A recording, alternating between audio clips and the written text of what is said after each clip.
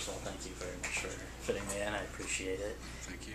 And I just wanted to begin by asking a question that's always sort of, it's a little silly, but it's always been on my mind, which is the spelling of your name and the pronunciation of your name are quite different. So I wonder if there's a story behind that. I just had to ask. There is a story, and sometimes I wish I had fixed it earlier on. But there is a tradition in the UK, in England, of pronouncing R-A-L-P-H, Ralph, as Rafe. That's quite an old, one of those weird, peculiar English things where something is pronounced completely different from how it's spelled. But I believe my father named me after his step-grandfather, whose name was Ralph Eastwood, nicknamed Rusty, but spelled R-A-L-P-H. And I wanted to, I suppose, honour my parents giving me this name and keeping up the spelling, but I've come on occasion to regret it, because it would be easier. But there was a point when I thought, it's too late. I've put myself out there calling myself Rafe spelled Ralph. Ralph, right, sorry, reverse that. Ralph spelled Rafe. No, yes, Rafe spelled Ralph, that's right. Right. And then I just keep thinking, should I change it? Now I feel it's too late. And they didn't give you an easy last name either, right? So. And that also has problems, yes. Fiennes, yeah. Wow. But, you know, that was the name I was born with, and I sort of have some weird thing about I'm sticking with what I was given. Why not? But I have sometimes thought, well, what I would like to do, if it's okay with you, is build up to Coriolanus, but touch on some big picture stuff also. Sure. So, first of all, did you go to the movies as a kid? And if you did, were there any films or actors that were particular favorites or influences for you? I didn't go to the movies a great deal, but cinema experiences have stuck in my head. Laurence Olivier's, my first film was Bambi. It's my first ever film. Then Laurence Olivier's Henry V, which was a big occasion of mine.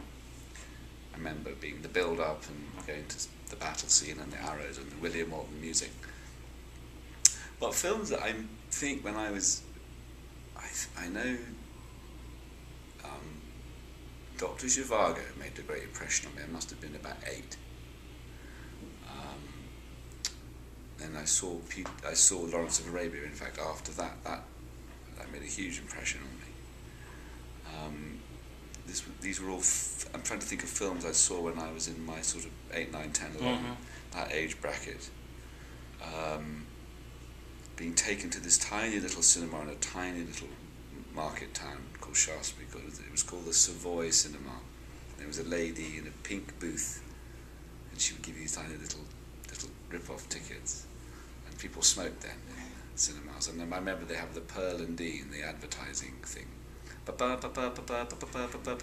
theme, it still plays. Right. And every time I hear it in the cinema now, the Pearl and Dean theme, it brings back all these memories of going to see, you know, my first James Bond film, in fact, on Her Majesty's Secret Service.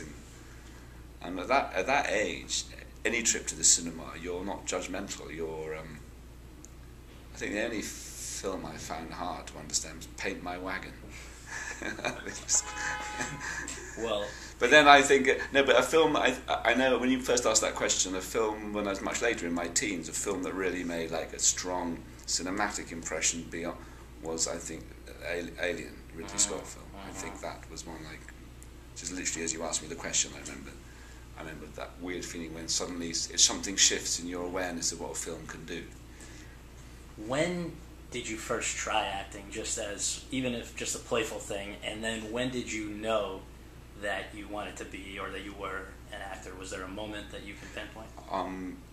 Well, as a family, we have this mad version of charades, which involves improvising scenes in which a word is hidden. So I guess that counts as a kind of acting.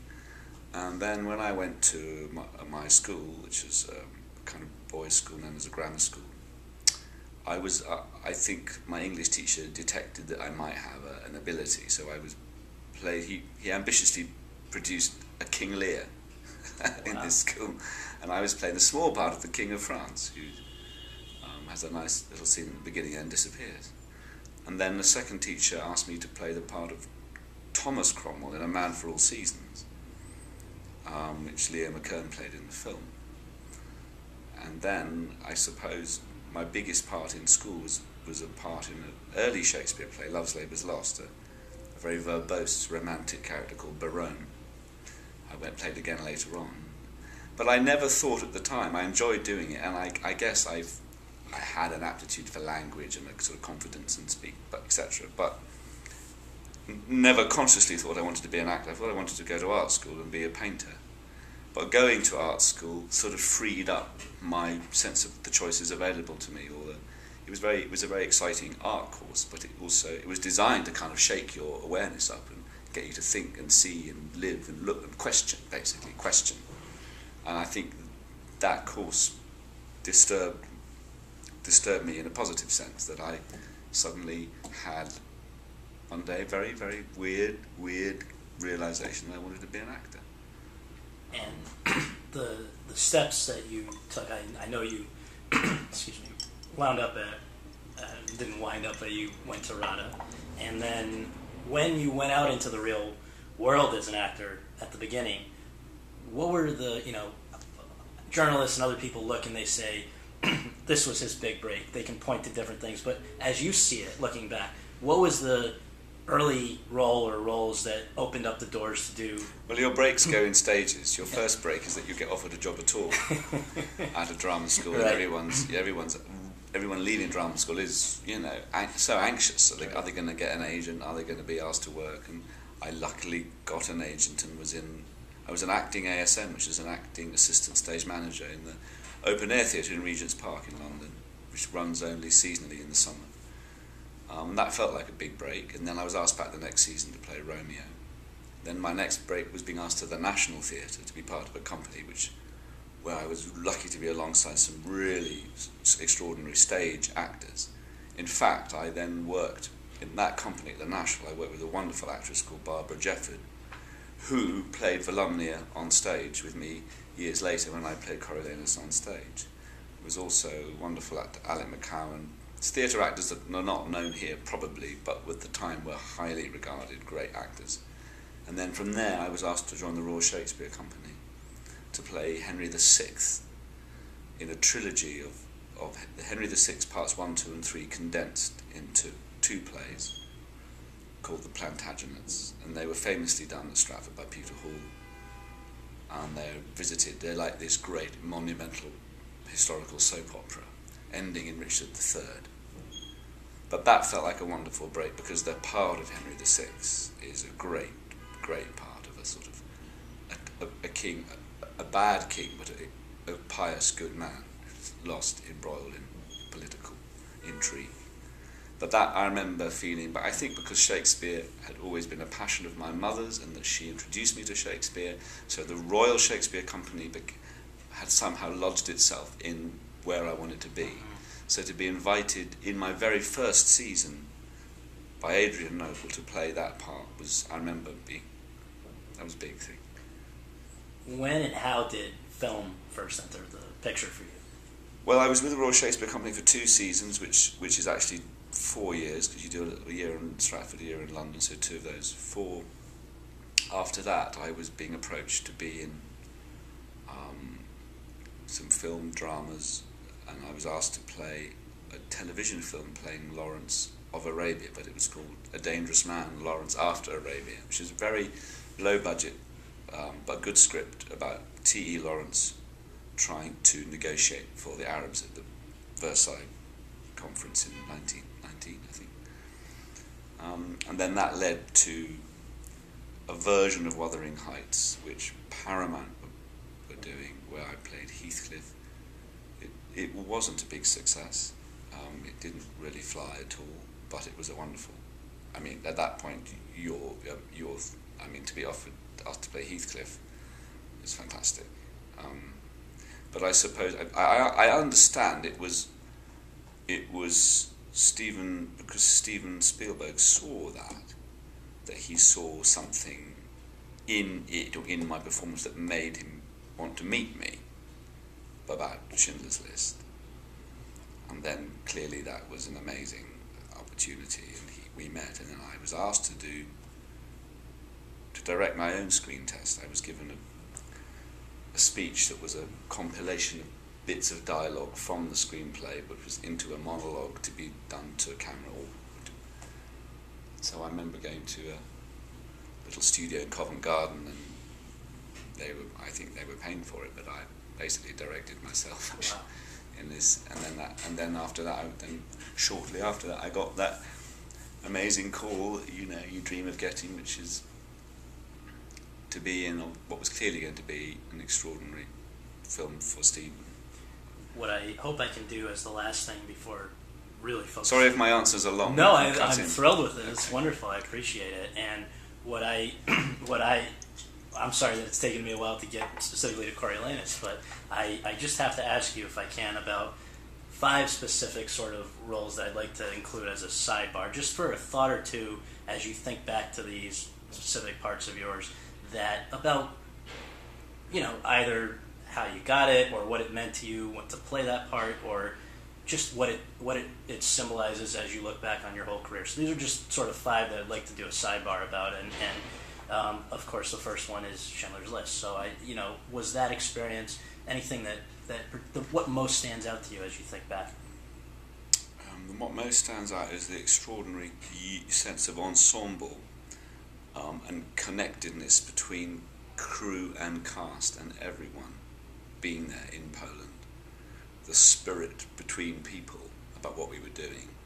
There was a great affection and tenderness and support and a bonding, which I haven't ever experienced that degree. I've experienced wonderful relationships, and in fact Coriolanus was wonderful in that way, but I guess that was the first time it was the film, it was Spielberg's, it was obviously a hugely important film for him, and we all felt that. We all felt his passion and his commitment, the sheer emotion that was driving him in it. And it was infectious, and the energy, I think it was inspiring to feel his energy as he directed, his alertness. The next one is, I have to ask you, Quiz Show, just a year later. Yeah, that was extraordinary and quite. In fact, it was in this hotel that I stayed making shooting. Really? Wow. Very. Robert Redford's has a very different sensibility, comes very much with a heightened actor's sensitivity to what it is to do a role on film. He guided me. I think I've always felt that I was playing the part that Redford might have played if he had been a bit younger. I think he's brilliant, Robert Redford, at those sort of people in sort of moral dilemma, ethical dilemma. And that was he was very, very delicate and nurturing of me. I had not played an American before. I was ignorant of the nuances of American society, what the East Coast is. I mean, the whole thing now I'm a bit more clued in on. At the time, I came straight from playing this Austrian Nazi into New York, and that was quite scary. It was exciting, and I also felt initially people were going, who is this guy? Who does he come from? He's Brit. But very quickly felt supported, and particularly by him. The next one, I think, to have 2 Best Picture winners in 3 years or 4 years, The English Patient, it's quite a rare feat. I don't know that too many people have been in so many, well-liked movies within such a short period of time. But what stands out to you about that? The English Patient. Yeah. Amazing.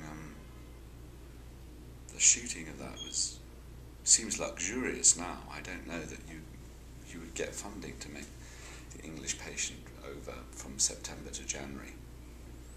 Amazing that we had these wonderful, generous shooting schedule allowing, and Anthony's, again, not unlike Robert Redford, very nurturing about performers.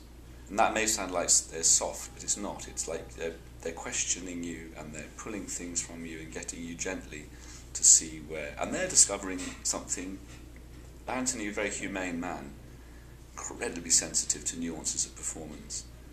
and what actors are doing and where they're going, and unlike anyone else actually in sort of seeing what, because I think he understood that it's not just the skill of the actor, it's the spirit of the actor, and that spirit sort of flares up and can do something amazing, or else if it's not somehow guided, it's just okay.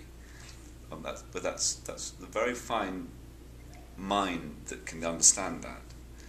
And I remember seeing how particularly he and Juliette Binoche bonded very strongly. It was very moving to see it, and how you could tell she was giving quite an extraordinary performance. Uh-huh. But I love that part. It's rather difficult, removed, flinty man, I think. But it was quite romantic. I mean, the desert, being in Tunisia, the desert. I think Anthony said he never liked the desert. I find it practically difficult, but I loved it. I mean, the light there, just being in the desert, amazing. One of my favorites of your work is The Constant Gardener, and I just wonder if you, again, just a remark or two so that we can include that in the list here. Again, a bit like English Patient, another great location experience is where you are fed and inspired by the location you're in, and it has a sort of it's the real grit of a real place. Wonderful to be in Kenya. I know they looked at South Africa, but completely different countries. But we were, and thanks to the brilliant producing skills of Simon Channing Williams, we shot in Kenya, and that was fantastic. I mean, that you really were. You felt that Fernando too. He shoots close to the ground, grassroots filming, no clutter, not very small unit, and it has that immediacy. And those locations, they're not designed or built. That's the real thing. That feeds everyone, and that was again, and especially shooting the sequences in the desert at the end where the camp is raided. All that was, that was. They're unusual. You see later on, you realise how unusual it is that you've been in these locations and been making something that means something to you. Well, the last one that I will bother you about is The Reader, because I think that one obviously really struck the chord with people as well. So anything you can say about The Reader, and then we'll do Coriolanus. The Reader was... I love working with Stephen, and I'm very close friend of David Hare, who I admire hugely. I didn't realise going into The Reader how fraught it was as a story, how sort of some people are not at all fans of it, and other people think it's a very humane book. I love playing that part. Difficult, very much. Stephen was incredibly attentive. I think I found that hard because the film the older Michael's in his locked inner world doesn't really have a moment of release or catharsis quite. So I love making it, but I have some reservations about my own performance. All right, so down to business. I have to, I guess the question everybody's asked, I'm sure, is, has directing always been something that you wanted to do, and also, if so, why this for the first project? I don't know. In the end, I think for lots of actors, there's this extreme curiosity that can become an obsession about wanting to direct, because you're on the receiving end of so many directors' choices for you with the actor that you want to, not because you want to in any way prove them wrong or something as limited as that, but because you simply are excited by what they are doing, often inspired by it, and it's simply that little voice that goes, I want to have a go. But I think you want to have a go with something that you feel strongly about, and for reasons that I have never deeply analysed, but this very knotty, confrontational drama of Shakespeare's spoke to me, and so did the role. The role did on stage. I think it's politically always provocative about what it's saying. I think it is provoking. I don't think it's got a specific, nice, compact message. But its spirit is raw, and it's violent, and it's upsetting, and it's properly tragic, in that you witness the demise of this extreme, high-definition protagonist, one you often are at war with yourself as to how to respond to. And I think, tragedies are extreme forms of drama. They're often disturbed. They're not comfortable. They shouldn't be comfortable, and they can be domestic. But I think even Arthur Miller, who sort of domesticates tragedy, you're watching the fall of something, often over 3 hours, the fall of some flawed person. But in the witnessing of that fall, you see all of us, and you recognise something of yourself, or you're. But Shakespeare, in plays like Hamlet, gives us a window into the soul of his protagonist. I think Coriolanus is resistant to wanting to be understood.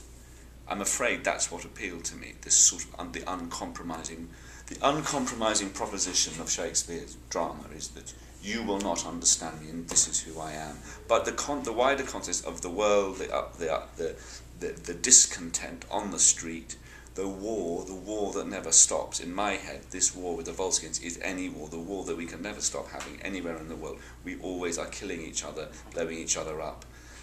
We can't stop it.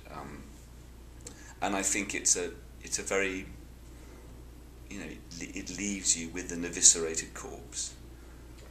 And I think, that's, for me, that's the corpse of Gaddafi, the corpse of Mussolini, the corpse of many men, leaders, women who are extreme, Ceausescu's.